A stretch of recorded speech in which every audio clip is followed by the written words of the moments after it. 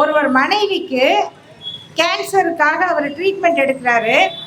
அவருக்கு அவசரமாக எடுத்த அந்த மருத்துவமனை பில்லை வந்து உயர் அதிகாரிகள் பாஸ் பண்ணல. பில்லை வந்து உடனடியாக போட்டு பணம் கொடுக்கல.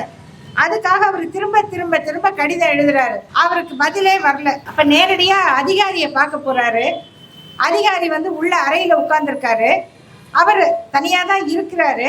இருந்தாலும் இவரை பார்க்கறதுக்கு வெளியில இருக்கவர் அனுமதிக்கல. ஏற்கனவே மனைவிக்கு கேன்சரு, அது முத்திக்கிட்டு இருக்கு. ஏற்கனவே செய்த செலவுகள் திரும்ப கிடைக்கல. இப்ப மீண்டும் அட்மிஷன் போடணும். இந்த நிலைமையில இவர் பார்க்க விட மாட்டேங்கிறாரு. அவர் பாட்டுக்கு எழுந்து போயிட்டா நம்ம நிறுத்த முடியுமா? தடுத்து சார் நில்லுங்க அப்படின்னு சொல்ல உரிமை இருக்கா? ஆகையினால அவர் போறதுக்குள்ள நான் உள்ள போய் அவரை பார்த்துடணும் அப்படின்னு இவர் என்ன விடுறீங்களா இல்லையா அப்படின்னு சத்தம் போடுறாரு. சத்தம் போட்ட உடனே உள்ள இருக்க அதிகாரி கூப்பிட்டு என்ன அங்க சத்தம் அப்படின்னு கேட்குறாரு. சார் இந்த மாதிரி என்னை உள்ள விட மாட்டேங்கிறாரு, எனக்கு இது பிரச்சனை அப்படின்னோடனே என்கிட்ட ஏன் சத்தம் போடுறேன்னு கேட்குறாரு.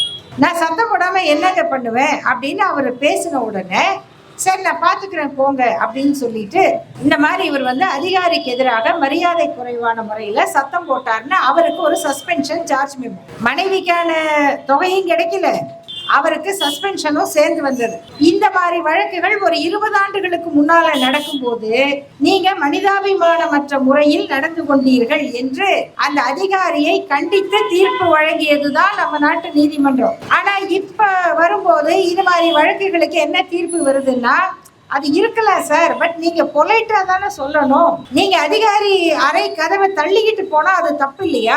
அதுக்கு சார்ஜ் மெமோ கொடுத்தது கரெக்ட் தானே அப்படிங்கிற ஒரு பார்வை இப்படி மாறிக்கிட்டு வருது. இப்படி ஒவ்வொரு துறையிலும் எளியவர்கள் மீது இரக்கம் காட்டுவதாக இருந்த பார்வை மாற மாற, அணுகுமுறை மாற, இப்ப சட்டம் இருந்தா தானே இதை கேட்பீங்க அப்படின்னு சட்டங்களையே மாத்திட்டாங்க. இனிமே சட்டத்தை காட்டி கேட்க முடியாது, எல்லா சட்டமும் காலி, நாங்க இப்ப கொண்டு வரோம், இதுதான் சட்டம், இது பாராளுமன்றம். இது மாதிரி வழக்கு யாரை எத்தனை ஆண்டு சிறையில வைக்கணும் அது சட்டம் சொல்லுது. அப்படி சிறைச்சாலையில இருந்தா அவங்க மேல சார்ஜ் ஷீட் போடல, இவ்வளவு நாளைக்குள்ள விசாரணை நடத்தணும். இது எல்லாத்துக்குமே சட்டத்துக்கு நீங்க பேரை மாத்தினாலும் அதுக்கு ஒரு வரையறை இருக்கு. அப்ப அந்த வரையறைக்குள்ள இந்த வழக்குகளை நடத்தணுங்கிறது சட்டம். ஆனா நீதிமன்றம் அப்படியெல்லாம் நீங்க அரசாங்கத்தை வற்புறுத்த முடியாது.